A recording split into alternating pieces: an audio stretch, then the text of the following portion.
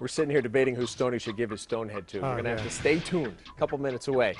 Michigan was one of the candidates. Yeah, exactly. He said last Sunday before we went on the air he was this close to picking Ohio, but he knew it might have some local repercussions. I wussed out, but I said it was going to be a tough game. Well, you know what bothered me about the Michigan game? Here's a team, and I'm not the next to know guy, but Michigan lives and dies by the three, so to speak. But they shoot a lot of threes. I wouldn't go live and die by it. But the fact that they couldn't defend what they do all the time, I mean, those guys, not only were they giving up threes, those guys were wide open. Listen, the quote of the night actually came from Pete Anderson, who's upstairs punching the buttons right now. He said, who on Ohio is so good that we have to double team them, that everybody else is wide open for these three-pointers? Well, I guess they worried about DJ Cooper, obviously, but still, I mean, those guys were wide open. And look, they beat Minnesota in the first round of the Big Ten tournament, but they did not play very well doing it. So you couple Ohio State game, you know, the Minnesota game that they won but didn't play well, and what happened on Friday night, not a good way to finish the season for the Big Ten champs. Now, listen, they do have a lot of talent coming back. Zach and Stu did a fantastic job. They were part of the renaissance of this program. You know, they're great glue guys, Tom. Great glue guys, but they're replaceable. Love them, but they're replaceable. And you got Mitch McGarry coming in, who's much ballyhooed, and he's going to add some size. Glenn Robinson Jr. You got to figure that the team's headed in the right direction. You know that Tim's going to come back and be shocked if he leaves after this season. He's got to come back for another year. I would assume him and Burke are going to come back because neither of them are ready yet. So hopes are high. Yeah, they should be pretty good.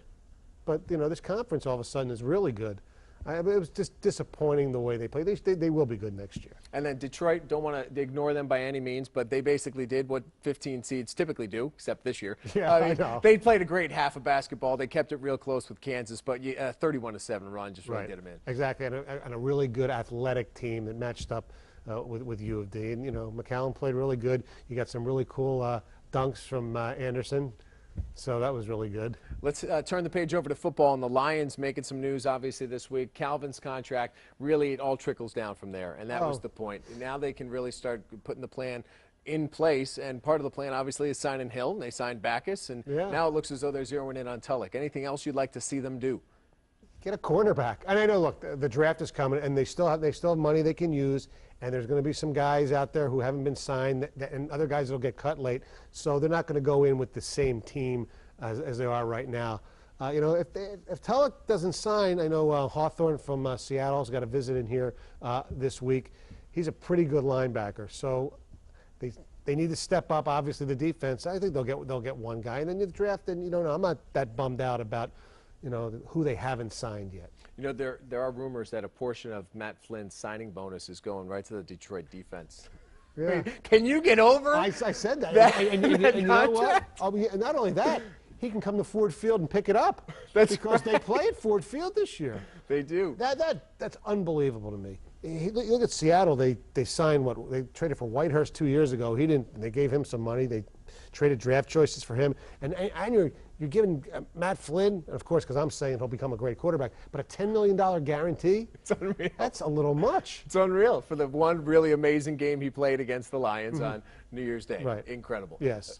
Injury bug, once again, biting the Red Wings. You know, cross your fingers tomorrow. Darren Helm, that did not look good last night. No, it didn't look good, and from reading his quotes, he doesn't expect to play this week. He thinks he's going to be out for a few weeks. Yeah, until the playoffs, probably. Yeah. I mean, when does it stop? Franzen's out, Helm's out. I think they got Datsuk back, but I don't know when Lidstrom's coming back, and you know they're not playing very well. I just hope they're able to maintain where they are. Although in a weird way, and I know matchups are crazy, if they do fall to sixth, yeah, I mean, you're already thinking right about now. this. Yeah, who they play? They would play either Dallas or Phoenix, and I'd much rather play them than play Nashville. Fall to 6. Inconceivable when they were in the midst of winning 23 straight games. Well, now you know why we were debating so many different Stoneheads, but here's who we ended up with. The officiating in the NCAA tournament so far. You've had games. You had the Syracuse-UNC Asheville game. That lane violation, I know it's legitimate rule, but you know, do you really call that in that situation? But there was a play in that game where the ball clearly went off a Syracuse player, and they gave the ball to Syracuse, helps them avoid that big upset. The Notre Dame-Xavier game, you had another questionable call or two.